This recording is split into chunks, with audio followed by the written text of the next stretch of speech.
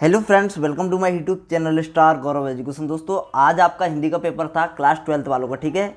और आपके कितने नंबर का पेपर गया है तो प्लीज़ आप कमेंट में बता देना। वैसे पेपर आपका बहुत ही सिंपल आया है, ठीक है, ज़्यादा कठिन पेपर नहीं आया है, ठीक है। तो और जो हमने आपको आईएमपी बताए थे, जो लेखक परिचय, कवि परिचय वगैरह बताए थे, आवेदन पत्र वगैरह, निबंध वगैरह, उन्हीं में से आए हैं, ठीक है। आपको पता होगा अगर आपने हमारी वीडियो देखी है तो, ठीक है। तो चलिए आज अपन इस वीडियो में जितनी भी ऑब्जेक्टिव है उनको देख लेते हैं, जिससे आप चेक कर पाओगे कि आप कितने नंबर के ऑब्जेक्टिव सही करके आए हो, ठीक है। तो चलिए अपन देख लेते हैं। तो यह जो पेपर है हमारा वाला, वो आपका सेट डी है। कौन सा? सेट डी है। आपके पास सेट ए बी सी कौन सा भी हो, ठीक है, उसमें आप सभी को पता है क्रम अलग अलग है सभी सेट में प्रश्नों के। तो आपके सेट में शायद ये वाला प्रश्न तीसरा प्रश्न भी हो सकता है, दूसरा भी हो सकता है, तो आप देख लेना अपने हिसाब से, ठीक है। तो चलिए आज अपन इस वीडियो में इसका आंसर देखते हैं। सबसे पहला जो अपना सही विकल्प है ना, उनके आंसर देख लेते हैं। तो पहला वाला जो सही विकल्प है वो है अपना चूरन बेचने का काम कौन करता है। तो चूरन बेचने का काम, इसका राइट आंसर हो जाएगा भगत जी, इसका करेक्ट आंसर हो जाएगा, ठीक है। ऑप्शन नंबर ए इसका राइट आंसर हो जाएगा।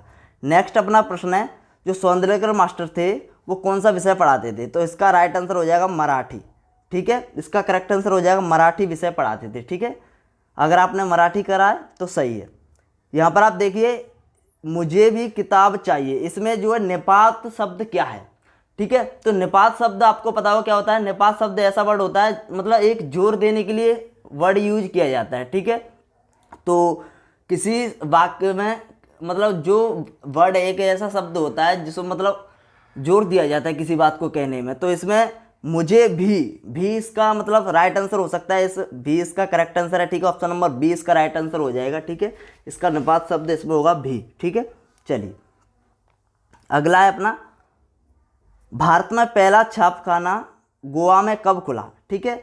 तो आप सभी को पता है गोवा में तो खुला था भारत का छापखाना जो पहला वाला था, लेकिन वो कब खुला। तो इसका राइट आंसर हो जाएगा 1556 इसका करेक्ट आंसर हो जाएगा। अगर आपने 1556 किया है तो सही है आपका, ठीक है। चलिए अगला देख लेते हैं, सगुण भक्ति धारा को कितने भागों में बांटा गया है। तो सगुण भक्ति धारा को शायद 2 भागों में बांटा गया है, ठीक है।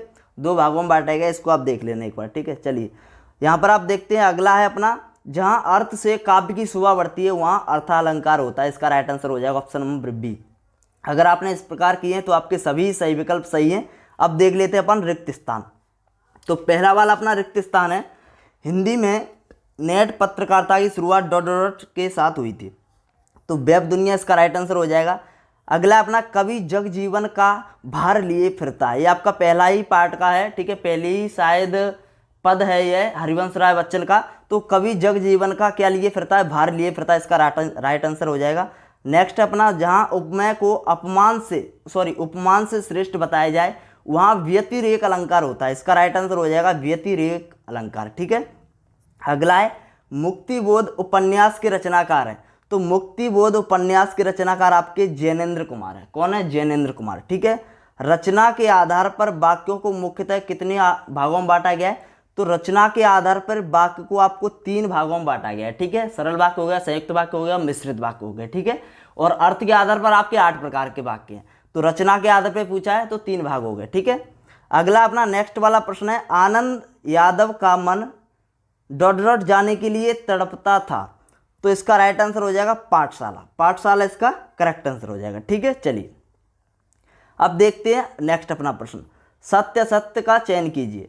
तो इसमें भक्तिन धर्म, जो अपना भक्तिन वाला पार्ट है वो धर्मवीर भारती की रचना है तो नहीं है, तो ठीक है। इसका राइट आंसर हो जाएगा असत्य, ठीक है। और संभवतः बरसात हो, क्या ये प्रश्नवाचक वाक्य है? तो नहीं है, ठीक है, ये असत्य हो जाएगा। नेक्स्ट अपना, राखाल दास बनर्जी 1922 में, ठीक है, मोहनजोदड़ो आए थे। तो इसका जो करेक्ट आंसर हो जाएगा वो हो जाएगा सत्य, बिल्कुल आए थे। रेडियो श्रव्य माध्यम है, बिल्कुल सत्य है, ठीक है। सूर्योदय होने पर उषा का जादू टूटने लगता है, बिल्कुल सत्य है। शब्द गुणों की संख्या 3 होती है, बिल्कुल सत्य है। लक्षणा, व्यंजना और आपकी अभिधा, यह शब्द गुणों की 3, ठीक है, संख्या होती है। अब देख लेते हैं अपन सही जोड़ी बनाकर, ठीक है। तो अगर आपने रिक्त स्थान जो अभी हमने बताए उस प्रकार से किए होंगे तो आपके बिल्कुल सही हैं, और सत्य सत्य बताए उस प्रकार से अगर आपने किए होंगे तो आपके सत्य सत्य भी सही है। चलिए अब अपन देख लेते हैं सही जोड़ी। तो सही जोड़ी में अपना जो पहला है, अंतरंग साक्षात्कार। तो इसका हो जाएगा डायरी से हो जाएगा सर, ठीक है। डायरी इसका करेक्ट आंसर हो जाएगा। हरिवंश राय बच्चन, तो हरिवंश राय बच्चन हालावाद के कवि थे, ठीक है, इसका राइट आंसर हो जाएगा ऑप्शन नंबर ए। और प्रगतिवाद इसका 1936 हो जाएगा, ठीक है। और कथानक कहानी होती है, और आपका संस्कृत के मूल शब्द है तत्सम। और यशोधर बाबू का इसका राइट आंसर हो जाएगा सिल्वर वेल्डिंग से।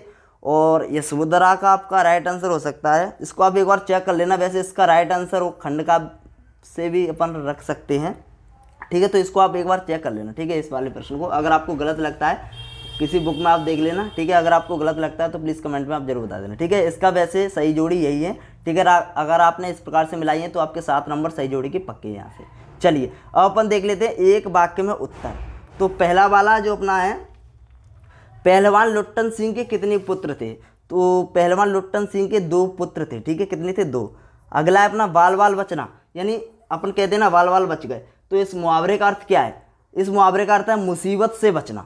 क्या हो जाएगा? मुसीबत से बचना, ठीक है, मुसीबत से बचना इसका राइट आंसर हो जाएगा। अगर आपने ये लिखा है तो सही है, ठीक है। अगला है अपना सिंधु सभ्यता का सबसे बड़ा नगर कौन था? तो मोहनजोदड़ो इसका राइट आंसर हो जाएगा, ठीक है, ठीक है। मोहनजोदड़ो इसका राइट आंसर हो जाएगा, आपने लिख लिया होगा। अगला है अपना आमतौर पर रेडियो नाटक की अवधि कितनी होती है? तो रेडियो जो नाटक की अवधि होती है वो होती है आपकी 15 से 30 मिनट होती है शायद, ठीक है। तो 15 से 30 मिनट इसका राइट आंसर हो जाएगा। अगला है सूरज का 7वां घोड़ा, ये जो किसकी रचना है? तो यह रचना आपकी धर्मवीर भारती की। किसकी रचना है? धर्मवीर भारती की, ठीक है, धर्मवीर भारती। ओके, चलिए नेक्स्ट अपन देख लेते हैं शांत रस का स्थायी भाव। तो शांत रस का स्थायी भाव होता है निर्वेद, ठीक है, निर्वेद होता है। या फिर अपन इसको कह सकते हैं वैराग्य, वैराग्य भी होता है, ठीक है। या वैराग्य लिख कर आए होंगे आप तो सही है, और निर्वेद लिख कर आए होंगे तो भी सही है, ठीक है। चलिए अब अपन देख लेते हैं नेक्स्ट अपना प्रश्न है आलोक धनवा का एकमात्र काव्य संग्रह कौन सा है? लिखिए। तो आलोक धनवा का एक, तो इसका करेक्ट आंसर हो सकता है दुनिया रोज बनती है, ठीक है, दुनिया रोज बनती है, ठीक है, दुनिया रोज बनती है। और दोस्तों मैं आपको बताऊं, जो हमने आपको भाषा बोध के इंपॉर्टेंट क्वेश्चन नहीं प्रोवाइड करवाए थे, हमने आपको बताया था कि पिछले साल के भाषा बोध के इंपॉर्टेंट क्वेश्चन तैयार कर लेना वहाँ से, जो हमने पिछले साल के लिए दिए थे। और 2023 के लिए ही हमने काव्य बोध के भी इंपॉर्टेंट प्रश्न दिए थे, बेतान भाग 2 से भी दिए थे, तो हमने बोला था वहीं से आप तैयार कर लेना, ठीक है। और पाठों पर जो पद्य पाठों पर जो आधारित प्रश्न है उनके हुए हमने मतलब बोला था 2022 का पेपर तैयार कर लेना। गद्य पाठ मतलब 2022 का पेपर तो बोला ही था, ठीक है। तो वहाँ से काफ़ी आए हैं, ठीक है। मतलब जो पिछले साल के लिए हमने दिए थे इंपोर्टेंट क्वेश्चंस, उन्हीं इंपोर्टेंट क्वेश्चंस में से आए हैं, ठीक है। और इस साल तो हमने आपको लेखक परिचय दिए थे, कवि परिचय दिए थे, निबंध दिया था एक, और आवेदन पत्र दिया था, यह दिए थे, ठीक है। और हमने बोला था बाकी के आप वहीं से कर लेना। तो अगर आपने कर लिए होंगे तो आप मतलब पूरा पेपर करके आ गए होंगे, ठीक है। और प्लीज़ आप कमेंट में ज़रूर बता देना आपका कितने नंबर का सही गया है पेपर, ठीक है, कितने नंबर के आपके ऑब्जेक्टिव सही है। तो धन्यवाद दोस्तों, take care, bye bye. Video अच्छी लगी तो प्लीज़ लाइक कर देना, और हो सके तो इस वीडियो को ज़्यादा से ज़्यादा शेयर कर देना। धन्यवाद।